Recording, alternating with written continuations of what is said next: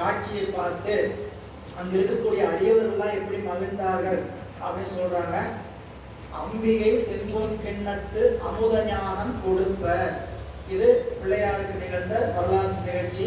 செம்பொன் வள்ளத்தில் சிவஞான அமுதத்தை திருமுறைப்பாலில் கலந்து பரஞானம் அபரஞானம் என்ற 2 ஞானத்தை குலைத்து ஊட்டியதனால்தான் அவர் சிவஞான சம்பந்தர் ஆயினார். 2 வகையான ஞானம் சம்பந்தமானதுனால அவருக்கு திருநாமம் சிவஞான சம்பந்தர். அவங்க அப்பா அம்மா வச்ச பேர் அல்ல. அவங்க அப்பா அம்மா வைத்த திருநாமம் என்னங்கிறது வரலாற்றில் இல்லை. ஆனால் ஞானசம்பந்த பெருமானுடைய திருநாமத்திற்கு காரணம் சேக்கிழார் பெருமான் சொல்லும் பொழுது உணர்வறிய மெய்ஞானம் ஓமேலா கலைஞானம் உணர்வறிய மெய்ஞானம் தவ முதல்வர் சம்பந்தர் தாமுணர்ந்தார் அந்நிலையில் 2 வகையான ஞானங்கள் சம்பந்தமானதுனால அவருக்கு சிவஞான சம்பந்தர் அப்படின்னு பெயர் காரணம். இவ்வாறு அம்பிகையினிடத்து பொன்கிண்ணத்து அமுத ஞானம் கொடுப்ப அதனால் அழுகை தீர்ந்த செம்பவளவாய் பிள்ளை. அழுகை தீர்ந்ததும் அருள் பெற்றதும் பாச நீக்கமும் சிவப்பேரும். பாச நீக்கமும் சிவப்பேரும். பாசம் நீங்கினா மட்டும் போதாதானா? போதாது. சிவப்பேர் நோய் நீங்கினா மட்டும் போதாதுங்க. நோய் நீங்கினதுக்கு அப்புறம் உடம்பு என்ன ஆகணும்? ஆரோக்கியமான. நோய் வந்ததுன்னா எல்லாம் அப்படியே மெலிஞ்சு போயிடுவாங்க. அப்புறம் அதுக்கப்புறம் சத்து மருந்து சத்து உணவு சாப்பிட்டு மீண்டும் உடம்பு என்ன பண்ணணும்? தேர்த்தணும். அதுபோல இறைவனுடைய திருவருளை அடியை பணிந்து நிற்பதனால பாசம் நீங்கினால் மட்டும் போதாது, சிவப்பேரும். அதனாலதான் என்ன சொல்றாருங்க? பாச நீக்கமும் சிவப்பேரும் 10வது நூற்பாவும் 11வது நூற்பா. 10வது நூற்பா பாச சயம் பண்ணுதல் உணர்த்துதல் சொல்வார். 11வது நூற்பா முதல்வனது சீபாதங்களை அணையுமாறு உணர்த்துதல் முதலிற்றும்பார். அப்ப 2மே வேற வேறையான்னு கேட்டா ஒன்றுதான். எவ்வளவுக்கு எவ்வளவு நம்ம அறிவுல பாசம் நீங்குகிறதோ அவ்வளவுக்கு அவ்வளவு நம்முடைய அறிவுல சிவப்பேரு நிறைந்து நிற்கும்.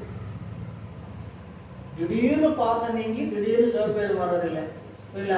ஒவ்வொரு நாளும் தர்ப்பணத்தை விளக்க வந்த விளக்கு போல கண்ணாடியை துடைக்க என்ன ஆகிட்டு இருங்க. ரொம்ப காலம் பயன்படுத்தாம இருந்த நிழல் கண்ணாடி, இந்த ஆடி என்ன பண்றீங்க? எடுத்து துடைக்கிறீங்க. துடைச்சண்டைக்கு ஒண்ணுமே போயிருக்காது.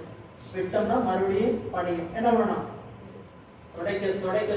துடைக்க தர்ப்பணத்தை விளக்க வந்த விளக்கு போல அப்படின்னா சிவஞான சித்தியார். எனவே நாளும் இறைவனை உள்ளத்தில் நிறுத்தி கொண்டு பூசிக்கத்தான் ஒரு நாள் இவன் அகத்தில் அகப்படுவான். நம்மளுக்கு இந்த அகத்துல இறைவன் அகப்படுதலே தெரியலேன்னு கேட்டா நம்மளுடைய பயிற்சி பத்தலை, இன்னும் நம்ம பெருமானை நெருங்குவதற்கான சாதனத்தை முழுமையா கை கொள்ளலைன்னு அர்த்தம். எனவே இங்க அமுத ஞானம் உண்ட பிள்ளையார் அவர் செம்பவள வாய்ப்பிள்ளை. அவர் பிள்ளையாரும் திருநாவுக்கரசரும். அந்த இடத்துல 2 உண்மை சேர்த்துக்கணும். பிள்ளையாரும் திருநாவுக்கரசரும் என சிறந்த சீர்த்தி எம்பெருமக்களும் ஏந்த கூட்டத்தில். இந்த 2 பேருடைய இணை கூட்டம். இது எப்படிப்பட்ட கூட்டம்ங்கிறது ஞானசம்பந்தருடைய வரலாற்றுல விரிவா சொல்லுவார்.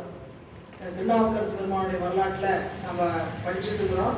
ஞானசம்பந்த பெருமானுடைய வரலாற்றுல 2 பேர் வந்தது எப்படி இருந்தது அப்படிங்கிற சந்திப்பை சொல்லும் பொழுது 2வது சந்திப்புல ஆண்ட அரசு அவர் அன்பு கடல், இவர் அருட்கடல், அவர் அன்பு கடல். அருட்கடல் யார்? எம்பிரான் திருஞான சம்பந்தர். அன்பு கடல் எம்பிரான் திருநாவுக்கரசர். இறைவனுடைய திருவருள் எம்பிரான் திருஞான சம்பந்தர். எம்பிரான் இறைவியினுடைய அருள் எம்பிரான் திருநாள். இப்படி 2ஐயும் பொருத்திக்கிட்டே வருவார். அப்படி ஒரு பாட்டு.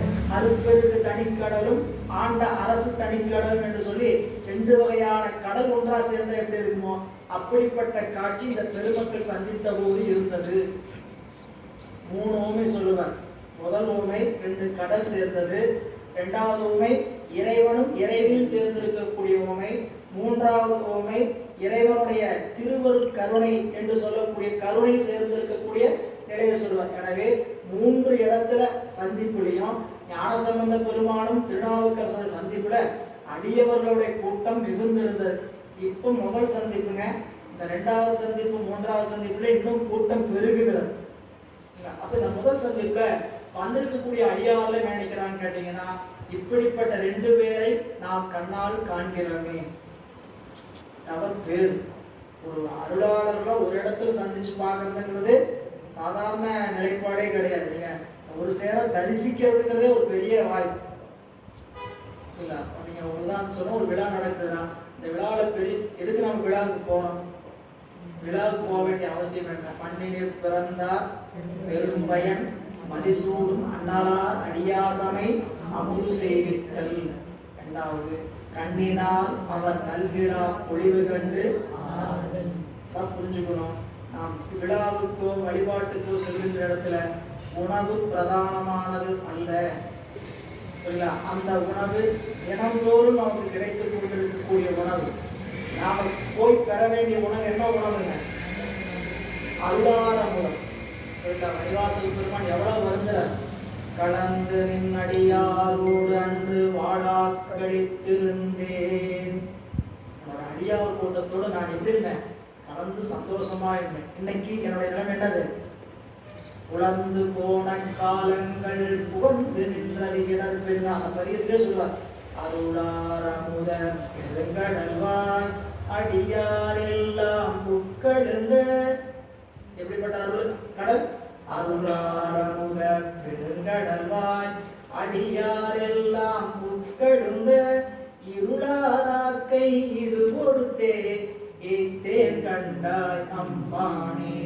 இந்த உடம்பை வச்சுக்கிட்டு நான் உலகில உழன்று விட்டேனே அப்படி அவரை உலகில் உழன்றார் இல்லை. நமக்கெல்லாம் அறிவுரை சொல்கிற இந்த உலகியல் விருப்பம் இருக்கின்ற காலம் வேறு. சரிங்களா? அது இருந்துகிட்டே தான் இருக்கும். நீங்க எப்பயாவது முடியுமான்னு கேட்டா முற்றுப்புள்ளி நாமளா வைக்க முடியாது. அது பாட்டு ஒரு பக்கம் இருக்கணும். அதை எல்லாமே சிவனுக்கு ஆளாக்குகின்ற தன்மையோட நம்ம வழிபாட்டில் செய்யணும். அப்ப இங்க அந்த கூட்டத்தை பார்த்து சிறந்த சீர்த்தி என் பெருமக்கள் இரு கூட்டத்தில் இருக்கக்கூடிய சிவனடியார் பெருமக்கள் எல்லாம் ஏந்த கூட்டத்தில் காணும் பேறு பெற்றதனால் அரணடியார் இன்பம் எய்தி. இதுதாங்க அடியார் திருக்கூட்டத்தோட நாம் இணைந்திருப்பதனால கிடைக்கக்கூடிய மகிழ்ச்சி. போனீங்க பாட்டுக்கு மண்ணில் பிறந்தார் பெரும் பயன் மதிசூடும் அண்ணலார் அடியாதமை அமுது செய்வித்தல். சொன்னா அடியாறுகளுக்கு அமுது செய்விப்பதற்கு நாம் முயற்சி செய்யணும். சரிங்களா? என்னிடத்துல அந்த அளவுக்கு வசதியும் வாய்ப்பும் இல்லை. பாருங்க, எல்லா வாய்ப்பும் உண்டு. சாப்பாடு போட்டாதான் பெரியவங்களாம் நினைச்சுக்கூடாது. சிலருக்கு முடியாது. ஆனா அந்த உணவை கொடுப்பதற்கான வாய்ப்பு நம்மிடத்துல இருக்குல்ல. நம்மளால அதற்கான ஏற்பாடு செஞ்சு எல்லாம் கொடுக்க முடியாது. என்னிடத்துல வசதி இல்லை, வாய்ப்பு அப்படி வச்சுக்கங்க. ஆனா என்ன பண்ணலாம்? நீங்க அந்த உணவை எடுத்து பரிமாறி கொடுக்கலாம். இல்ல அதுக்கும் முடியலனா கண்ணினால் அவர் நல்விழா பொழிவு கண்டு ஆறுதல். அடியாரெல்லாம் சாப்பிட்றத பார்த்து மகிழ்ந்து நாம் நிற்கணும். இல்லை அப்படி போராட்டத்தில் எடுத்து வச்சுக்கிறதுனால மகிழ்ச்சி கிடையாது. இல்லை அதெல்லாம் நீங்க பெரியவர்களோட பழகி பார்த்தீங்கன்னா எடுத்த உடனே இந்த உணவு எடுத்துக்கணும்னு நினைப்பெல்லாம் நினைக்கவே மாட்டாங்க. இல்லை அதெல்லாம் அப்படித்தான். எனவே நம்மளுக்கு இந்த அடியாதான் சாப்பிட்றாங்க, அவங்களை பார்த்து மகிழணும், கொடுக்கணும், கொடுத்து பழகணும், கொடுத்து நம்ம பரிமாறணும். இப்படி எந்தெந்த பணிக்கு நம்மளை ஆளாக்க முடியுமோ அந்தந்த பணிக்கு ஆளாக்கணும். அதனாலதான் தாய்மானவர் அன்பர் பணி செய்ய என்னை ஆளாக்கி விட்டு விட்டால் இன்ப நிலை தானே வந்து எய்தும் பராபரமே. அன்பர்களுக்கு பணி செய்வதற்கான வாய்ப்பை எனக்கு கொடுத்தீங்கன்னா இன்ப நிலை நானே வந்து எய்தும். வருமா வராதுங்காதுங்க அவங்க அனுபவத்தில் உணரணும். நாங்களாம் அனுபவத்தில் உணர்ந்தங்காட்டி தான் எங்களால் அதை சொல்ல முடியும். சரிங்களா? இது பெருமைக்காகவோ இதுக்காக சொல்ல, தொண்டர்களுடைய அன்பினால் மட்டும்தான் எங்கள் வண்டி ஓடுது. ஐயா சொல்ற மாதிரி எங்கள் வண்டி எப்படி ஓடுது? தொண்டர்களுடைய அன்பினால் தான் இந்த வண்டி ஓடிட்டு இருக்கு அப்படி சொல்ற மாதிரி.